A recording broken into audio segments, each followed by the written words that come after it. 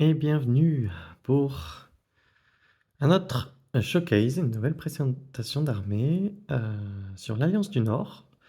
Donc si vous avez suivi le projet, là il est plus que terminé, hein, puisque j'ai fait beaucoup plus que ce que j'avais prévu de faire, parce que j'ai vraiment eu un coup de cœur pour cette armée. Voilà, déjà un retour, retour général. Euh, c'est une armée qui est très polyvalente. Qui sait taper, qui sait tirer, qui sait aussi faire de la magie, qui sait encaisser. Et voilà, on peut l'amener un peu où on veut, donc ça c'est très chouette. Beaucoup de variété, donc de la polyvalence évidemment. Et du coup, c'est très intéressant à jouer. Voilà, parce que bon, j'ai eu joué d'autres armées, notamment de l'Alpha Strike en basiléen, des choses comme ça, et c'est vrai que c'est un petit peu moins intéressant. Là, je suis actif sur l'ensemble des zones des phases de jeu. Alors, c'est parfois un petit peu aussi contraignant au niveau de la cloque, de du temps de jeu, hein. C'est pas toujours évident de rester dans les clous. Mais bon, si on arrive à gérer son temps comme il faut, c'est tout à fait faisable. Donc je vais vous présenter un peu tout ça, puis on parlera quelques éléments de la liste d'armées aussi. Donc en même temps, il y a un petit peu de tactica, hein, en même temps que je vous présente tout ça. Je vais commencer par les incontournables aujourd'hui, hein, qui sont très réputés, qui sont les trackers, donc ouais, les trackers, je sais pas comment ils s'appellent en français, donc qui coûtent 135 points, qui ont des tirs stables à 24 pas et qui sont éclaireurs, donc ça c'est très pratique, et qui peuvent quand même taper, puisqu'ils tapent à 4 avec 12 attaques à 4 plus et charge 1, charge féroce, charge fracassante 1, pardon. Donc ils sont très pratiques. Donc moi je mets toujours les arcs, hein. Je joue pas avec les javelots. Les javelots ils tirent à 12, puis les arcs à 24. Par contre ils ont perfo pour les javelots. Je sais pas, j'ai jamais testé à vrai dire. Donc moi j'en ai construit 4. Pourquoi? C'était surtout par rapport aux figurines qui m'ont été données. Euh, C'était pas juste à rentrer dans 4, donc je me suis dit, bon, bah, quitte à en faire 4, je vais en faire 4. Honnêtement, j'en ai jamais joué par 4. Je pense que c'est fort, mais c'est pas trop mon style de jeu. Moi, j'aime bien, voilà, je prends de l'éclaireur pour occuper de la forêt, quoi, disons. Donc, à partir du moment où j'en ai deux, je vais occuper la forêt avec mes deux, c'est presque sûr que je vais les positionner derrière, et ça me va bien. 4, après, les deux autres, bon, s'il y a vraiment un coin de table qui est isolé, pourquoi pas, mais en plein milieu de mes lignes, je suis assez frileux de les jouer parce que c'est que ça reste du Dev 3 et donc ça a beau avoir furtif, ben voilà, c'est quand même très fragile. Puis en plus, j'ai tendance à jouer contre des nains et les nains avec les chiens, bah ça tire toujours sur du 4 et donc ça part comme des mouches. Mais c'est une très très bonne unité, très pratique. Voilà, j'en joue deux, en plus ça débloque, donc c'est parfait. Donc voilà, j'en ai fait 4. Donc toujours sur le schéma d'armée, hein, donc avec la neige, les socles, etc. Le vert sur tout ce qui est, je sais pas si on voit bien là, hop. Voilà, tout ce que sont les armes. Il y a le même vert que ce qu'il y a sur les cristaux du socle. Et vous voyez, j'ai mis du givre sur un peu de partout en fait, sur les rochers. On en voit là du givre. Hop, voilà, vous voyez le givre là. Et puis j'en ai mis aussi sur les herbes, sur les touffes d'herbe, et je trouve que ça rend bien. Donc ça cristallise et ouais, ça fait bien le taf. Donc je les ai volontairement fait bien marron, ceux-là, euh, parce que c'est des trappeurs et qui sont censés être dans la forêt et se dissimuler. Donc voilà, donc bon, rien de particulier sur ces 4 régiments.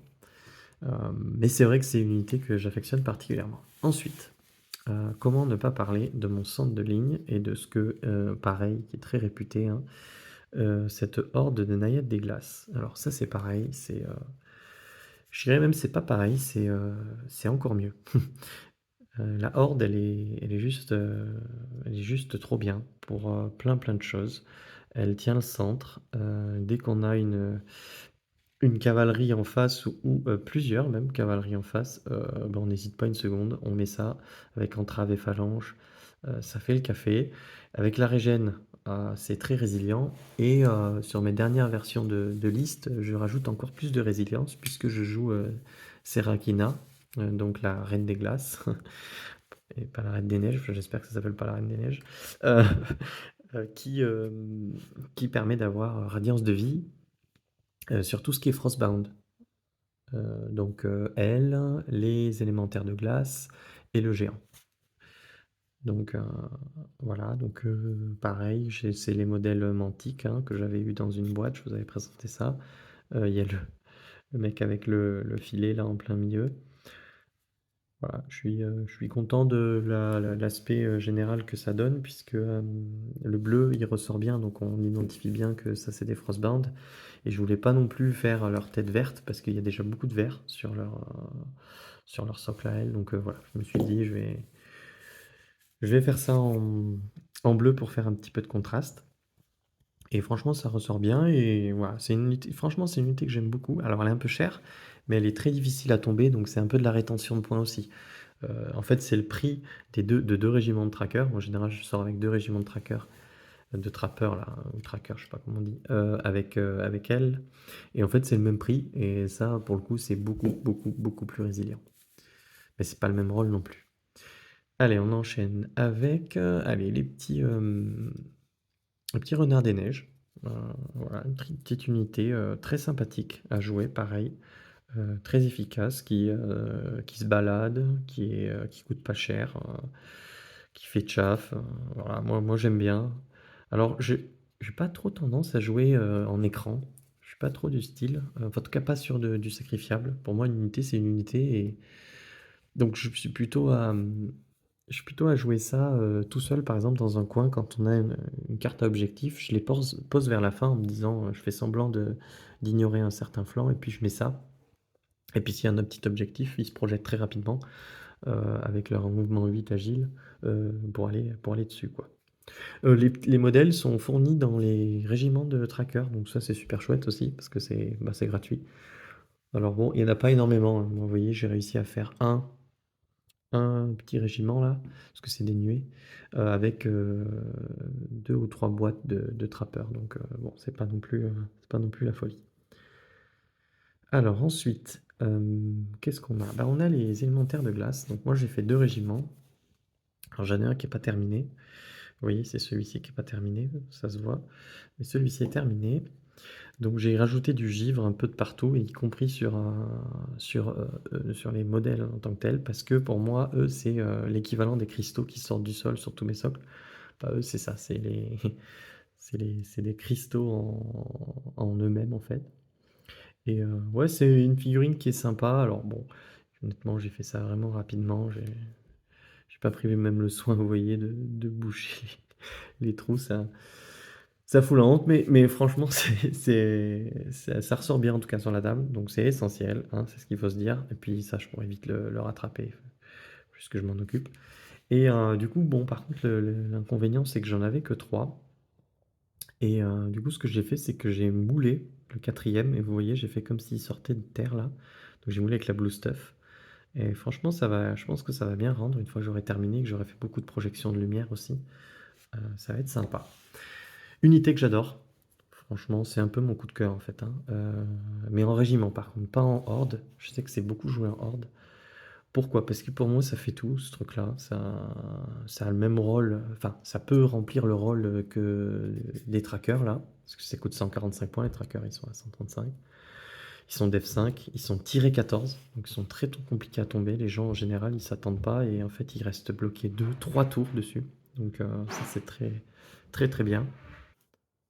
Donc pareil au niveau du tir, franchement ça apporte de la variété et c'est très agressif puisque c'est 9 tirs du coup en régiment, hein, 18 à 12 pouces perforant 1 et ça gèle. Donc ça c'est super chouette. Donc moi je joue presque en première ligne quoi. Alors, soit en première ligne, soit justement en deuxième ligne. Mais franchement, ça peut tout faire. C'est ça qui est chouette avec cette unité.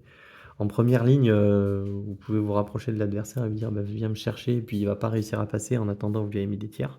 Et en deuxième ligne, bah, c'est parfait pour finir une partie puisque ça tire bien. Et vous avez la possibilité d'avoir du déferlement. Et donc en deuxième ligne, c'est génial. Même si c'est pas très très rapide. ça fait le café, quoi. Franchement, ça, c'est mon unité coup de cœur.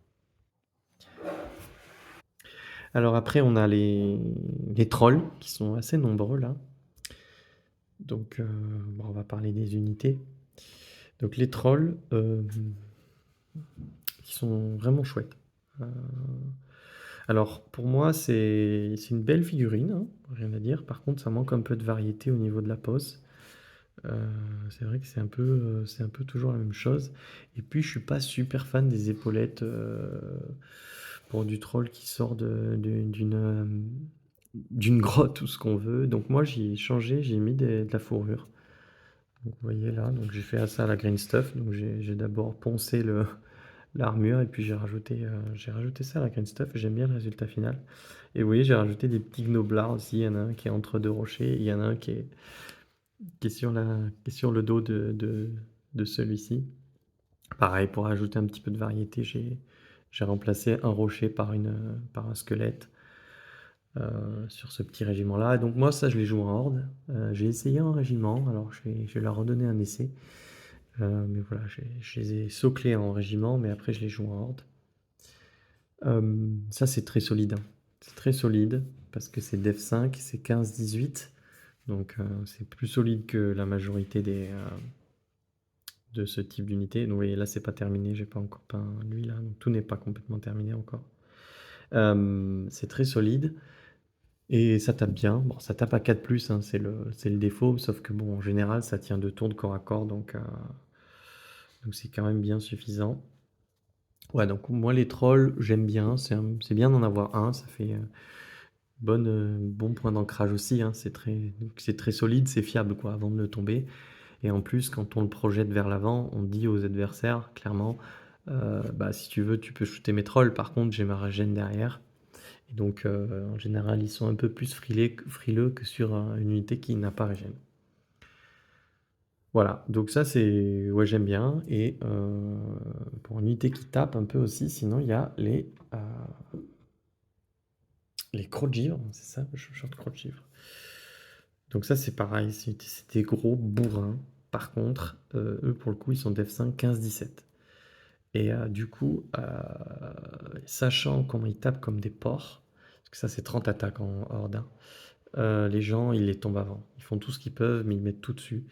Et défense 5, 15, 17, c'est pas non plus super solide. Donc moi, j'ai fait deux régiments comme ça avec 5 figurines. Là, il y a les deux qui vont derrière. Donc bon, je suis un peu mitigé. C'est mouvement 7 avec charge féroce 1, donc on peut charger à 15, mais je suis assez mitigé parce que c'est difficile à projeter en fait. C'est difficile à projeter, à manœuvrer aussi parce que c'est très gros, hein, c'est les mêmes socles que les trolls, mais les trolls, on le sait déjà qu'ils sont mouvement 6 et qui chargent à 13. Bon, on fait avec, ça fait partie de l'infanterie, disons. Et ça, c'est un petit peu dans un ventre mou là.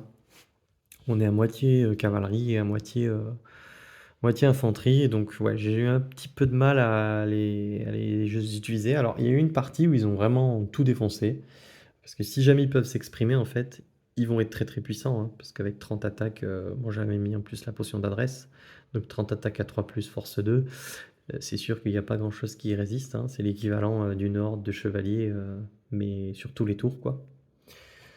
Donc ouais, c'est vraiment très très puissant, mais voilà. Il faut réussir à les utiliser et les mettre à profit, ce qui n'est pas vraiment pas évident. Et ça coûte déjà très cher. Et si en plus on doit utiliser d'autres éléments de son armée pour pouvoir charger avec et leur faciliter la vie, ça devient d'autant plus compliqué. Et vous aurez remarqué que moi j'ai mis des nains. Euh, donc il y a le seigneur sur Chimère au milieu là, que j'ai mis sur un Frostfang. Et puis sinon c'est des nains qui sont sur les corbeaux normalement. Voilà, j'aimais bien l'idée que des nains chevauchent les crocs de givre. Et je trouve que ouais, ça, dans l'ensemble, ça rend très bien. Et bien, en parlant de nains, du coup, ensuite, prochaine unité, c'est les euh, chevaucheurs de corbeaux. Voilà. Donc pareil, une unité que j'aime beaucoup, parmi mes favorites. Euh, et pareil, en régiment, pas en horde. En horde, je suis pas du tout convaincu. Je sais pas si on voit bien là. Ouais, voilà. En horde, je suis pas du tout convaincu. Par contre, en régiment, je trouve que ça le fait très bien. Donc moi, j'en ai mis deux. J'ai mis des tiges métalliques en noir. Voilà. J'en ai fait 5 régiments. Donc là, on en voit 4. J'ai essayé de varier les poses. Donc ce que j'ai fait, c'est que parfois j'ai mis les ailes dans l'autre sens. Par exemple, c'est le cas sur ce corbeau-là. Voilà, à gauche. Et je trouve que bah, ça fait bien. Ça fait un peu comme s'il était en train d'essayer de freiner. Ouais, pour rajouter un petit peu de diversité, parce que sinon c'est toujours les mêmes grappes, quoi. Mais les corbeaux, ils rentrent vraiment bien sur la table. Et puis ils sont forts parce que voilà, c'est agile. Ça coûte pas très cher en régiment, donc bon, c'est très fragile. Voilà, ça c'est l'inconvénient parce que c'est Def 4 11 13. Mais par contre, moi je les joue en deuxième ligne en fait. Donc je les protège au début de la partie. Je joue les tirs dessus, donc les bombes qui font des tirs à 18 pouces. 6 tirs à 18 pouces, tir stable, perfo 1 et tir à 4 plus. Donc j'en ai selon l'Istre, entre 2 et 4 régiments en fait. Et c'est très pratique pour harceler l'ennemi, pour projeter de la menace, parce que du coup je projette à 20 pouces de la menace, même si je suis derrière. Et alors j'aime bien faire un petit combo, je sais pas si on peut appeler ça un combo. Mais en tout cas, ce que j'aime, c'est jouer les trolls. Et juste derrière, un régiment de chevaucheurs de corbeaux. Et du coup, bah, les corbeaux sont taille 4, les trolls taille 3, donc ils voient derrière. Donc ils sont gênés pour leur tir si jamais on fait tirer. Par contre, du coup, on peut faire des charges combinées avec les deux. Et en plus, on apporte un couvert pour nos corbeaux qui sont déjà assez fragiles. Donc voilà, gros coup de cœur pour cette unité-là aussi, qui est vraiment très polyvalente, encore une fois, et qui en fin de partie va scorer très facilement puisqu'elle est agile, mouvement 10. Et pareil, c'est un gros socle, donc quand on passe en horde, compliqué à manœuvrer, on commence à avoir vraiment beaucoup de prise au sol. Alors que là, en régiment, bah non, c'est très pratique, ça fait de la pause, et c'est PU2. Et ça, j'aime bien aussi. J'aime bien ces régiments d'infanterie monstrueuse, cavalerie monstrueuse et tout ça, là, parce que c'est PU2. Donc c'est très pratique. Allez, ensuite on passe au héros. Donc allez, on va faire le premier qui est en plein milieu. Donc lui, il représente mon Teng là avec le Talanar, l'étendard de Talanar là. Donc c'est en fait je crois que c'est pas un Teng. Enfin, je sais pas ce que c'est comme figurine. C'est un Skald, je crois au départ. Il a 2 haches, donc j'ai juste coupé sa main. Et j'ai mis une bannière que j'ai custom à partir de mes rabios quoi. Et ouais, donc j'aime bien le rendu sur la table. Moi, on la voit bien. Et puis, ça c'est très très fort parce que c'est ralliement 1. Son défaut c'est il motive pas. Mais bon, ralliement 1 c'est déjà énorme. Et moi, soit je lui mets le soin 3, soit je lui mets un petit talisman de motivation justement, qui permet en plus, parce qu'il va pas être très actif, bon, mais il a quand même 3 attaques, 3 plus et force 1. Donc si jamais il y a un volant qui vient derrière, c'est suffisant en général pour le punir et l'empêcher de voler voilà, au prochain tour. Mais vraiment, je le prends parce qu'il coûte pas cher et qu'il m'apporte le ralliement, quoi. Et le ralliement sur certaines unités, c'est très très très pratique. Ensuite, ben, les incontournables, hein, les Troll Prime. Donc voilà, pour les différencier un peu des autres, là, vous voyez, j'ai mis des cornes qui sortent de ses épaules, avec le même vert que celle du sol. Et puis il a le casque. Euh, voilà. Ça, c'est vraiment super puissant. Je pense que j'ai pas besoin d'en parler. C'est clairement pas assez cher pour ce que ça fait. Et moi, j'en ai deux. Voilà, j'en ai un deuxième là. Et du coup, ils pénalisent clairement ceux-là parce qu'en fait, ils sont Def 5, 13, 16, Regen 5. Pour 120 points, c'est tellement violent que du coup, ils pénalisent un peu ceux-là qui sont vraiment très bien aussi, hein. Ils ont tout terrain, mouvement 7, donc c'est des tanks sur Frostfang là, ils coûtent à peu près le même prix. Ils peuvent avoir 6 attaques à 5 plus et force 2 pareil. Ils sont à 3 plus, pardon, force 2, défense 5 et 13-15, donc ils sont aussi bien résistants, hein, c'est pas le problème. Vous voyez, j'en ai mis un avec un nain sur lequel j'ai rajouté des lances dans le dos pour vraiment qu'il ait un petit peu plus de volume. Voilà, donc j'aime beaucoup je les aime beaucoup, hein, ces Tegn. Ou ça peut être aussi des seigneurs. Moi, je les joue en Tegn. Je trouve que le seigneur est un poil cher. Mais voilà, ils souffrent clairement de la comparaison parce que des slots et des points, surtout, on n'en a pas infini. À un moment donné, il faut faire des choix. Et ils sont en frontal avec les Troll Prime. Et moi, j'aime beaucoup la résilience du Troll Prime. Alors même s'il a un peu moins de projection, hein, parce qu'en fin de partie, par exemple, pour aller choper des objets, les autres sont un peu plus pratiques. Mais 13-16 régène d'F5, si jamais tu le laisses souffler un tour, bah, il va vite récupérer 2, 3, 4 points de vie. Et là, ça devient infernal. Et, euh, donc ouais, moi j'aime bien la saturation de la régène. Et donc là, si j'ai un ou deux trolls prime, ça dépend des listes, plus les hordes de trolls, une ou deux pareil, plus les naïades, ça commence à faire beaucoup de régène et ça commence à être un peu pénible pour l'adversaire, quoi. Donc voilà. Ensuite, un petit qui n'est pas terminé, mais un petit héros sur. Pareil, lui, il souffre un peu de la comparaison. Donc c'est un héros qui coûte à peu près le même point. Ils sont tous clairement en concurrence. Sauf que lui, il est un peu différenciant il a un mouvement de 10 agile. Il a 3 tirs à 3 plus aussi qui sont très intéressants. Donc pareil, pour harceler, pour aller choper un objectif en fin de partie, c'est très très bien.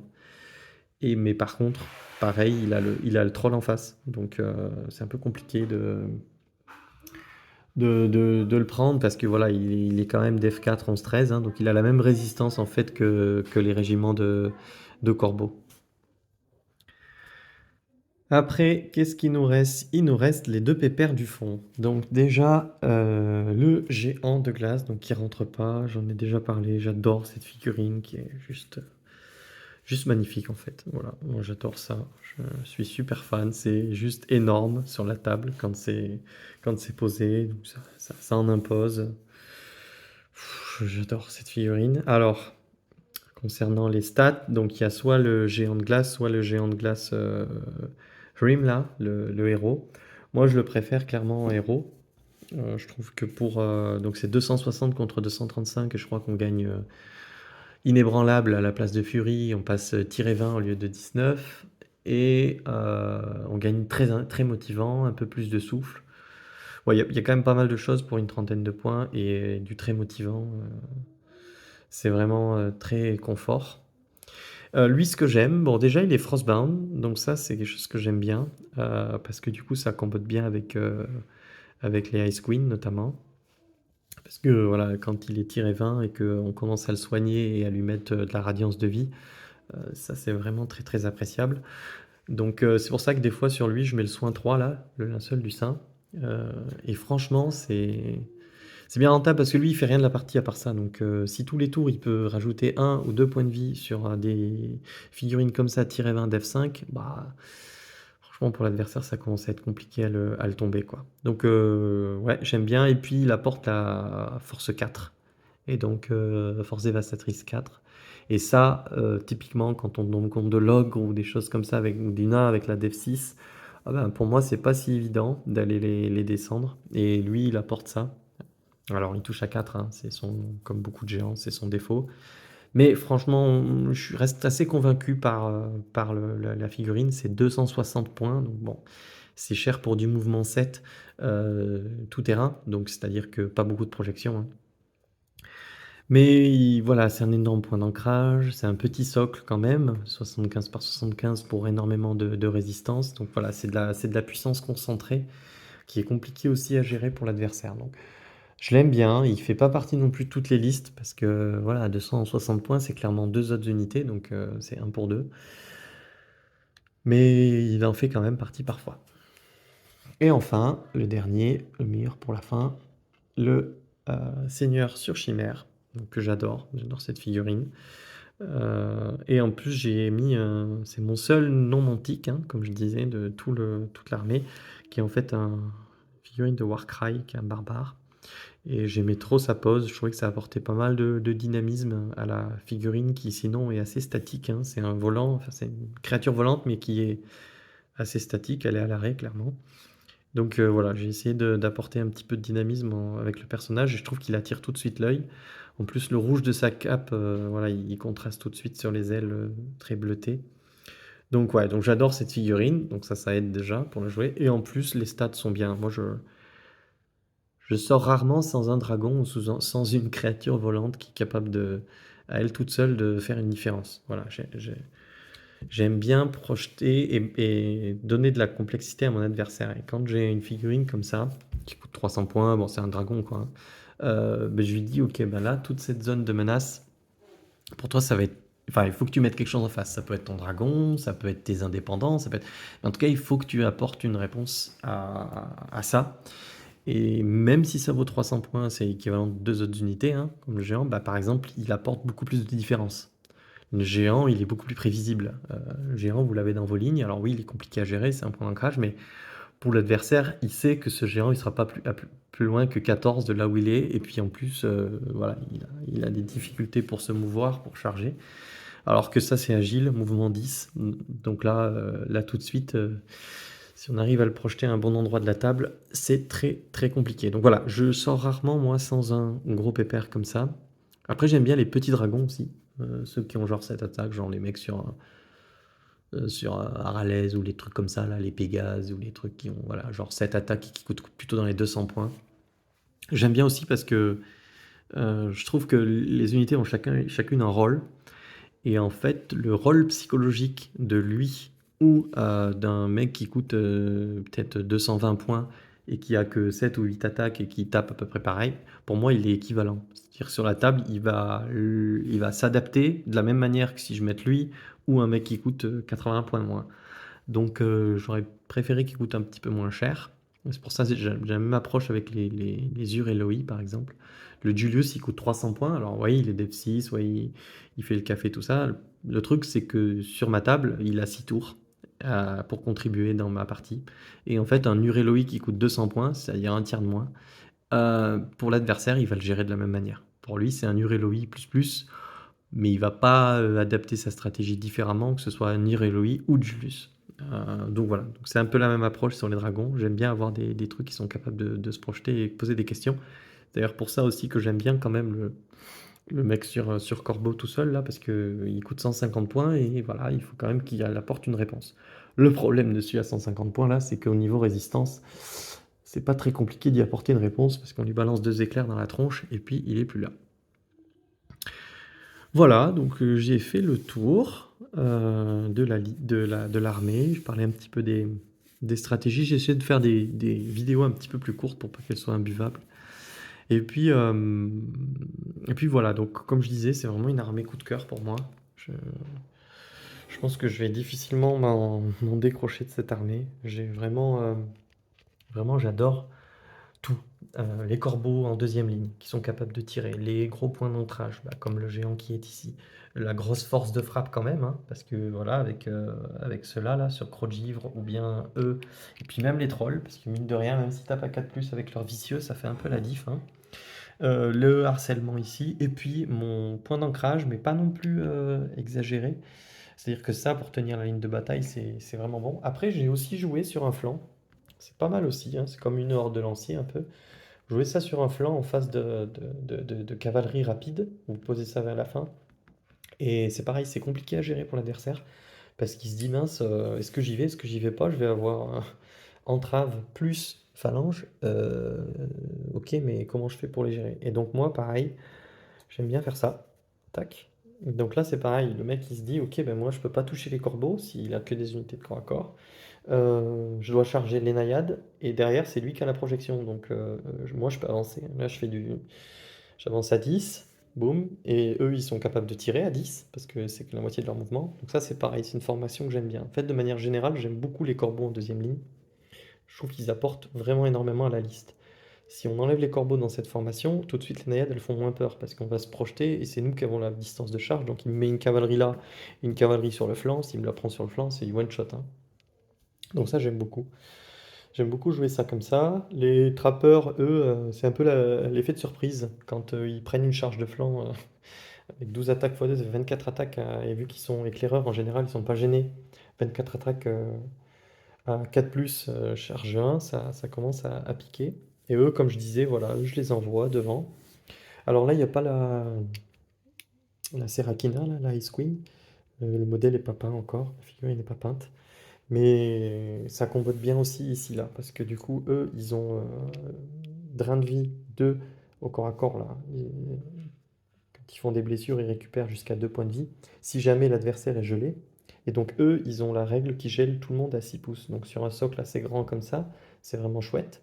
Le géant, là, également. Et donc quand on met la petite fille là derrière, la petite reine, tout ça, ça combote très bien. Parce que la reine, euh, elle apporte donc la radiance de vie sur tout ce qui est glace. Donc ça marche bien. Elle fait le déferlement pour eux, donc ça marche bien aussi. Et en plus, elle a son Wind Blast là, et qui blesse, et qui gèle. Donc je trouve qu'elle est pas trop cher payée pour 120 points, elle est capable de contribuer en fin de partie. Et puis le déferlement, c'est toujours de la surprise pour certains, hein, selon les adversaires, ça peut jouer aussi, ça peut jouer vraiment, vraiment sympa.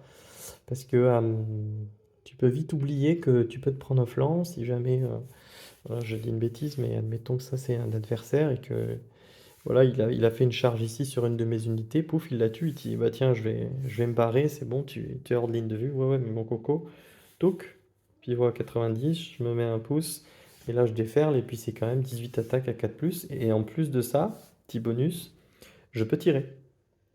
Donc je vais faire d'abord 9 tirs, donc, avec les mêmes stats en fait, 9 tirs à 4+, perforant 1, et ensuite je charge, et j'en rajoute 18. Donc ça fait double bonus. Donc ouais, donc moi je suis vraiment convaincu par cette armée et j'aime bien jouer plein de petites unités dans les 150 points. Donc il y a celle-ci, celle-ci, ouais, il y a à peu près tout qui coûte 150 points et quelques-unes à 300 quoi. Donc voilà, ben je vous laisse sur ce. J'espère que cette vidéo vous a plu et puis suite au prochain épisode. Allez, à très vite.